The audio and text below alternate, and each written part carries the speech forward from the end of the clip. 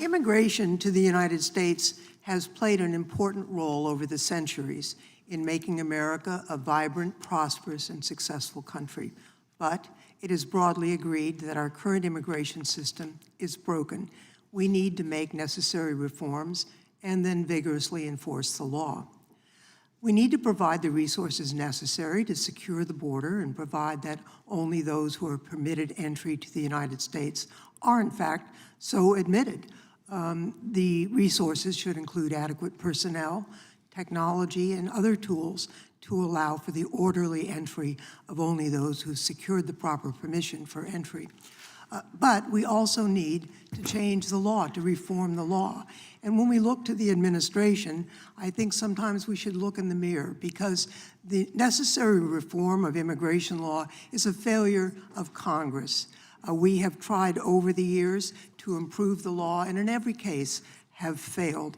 With our immigration system broken and no longer functioning as it was once intended, change is necessary.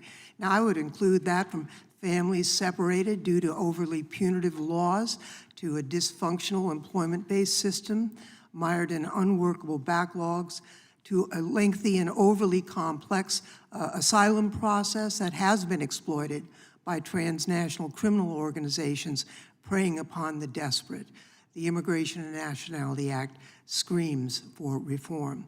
The failure to do that, I believe, as the chairman has indicated, did lead to an election of someone who promised to engage in mass deportations, which I don't believe is necessarily the answer to the challenge that we face.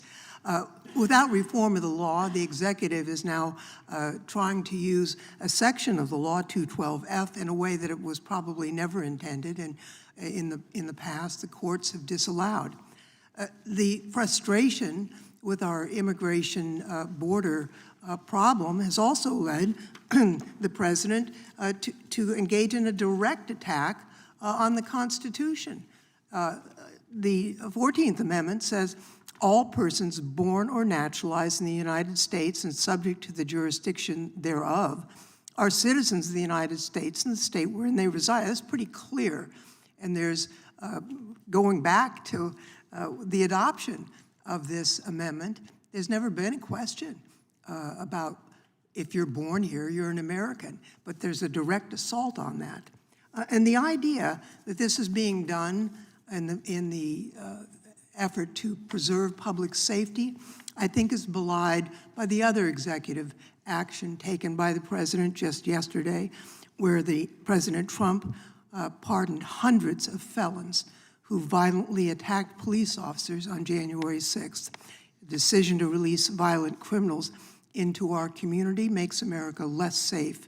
More than 1,500 criminals were pardoned, including, and I'll just mention three, Steve Cappuccio, who ripped off Officer Daniel Hodges' gas mask and beat him in the face while he was stuck in a door, and the attack was so violent that Cappuccio held his phone in his mouth so he could beat Officer Hobbs with both hands.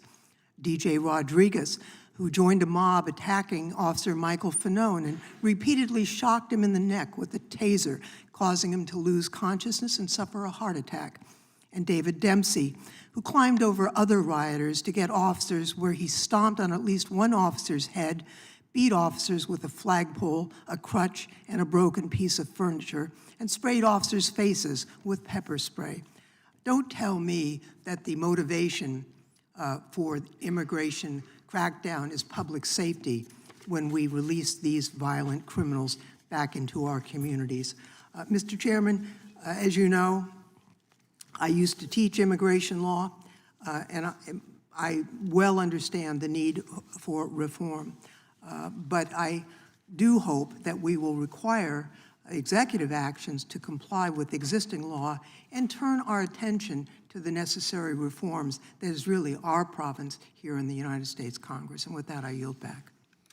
Chairs now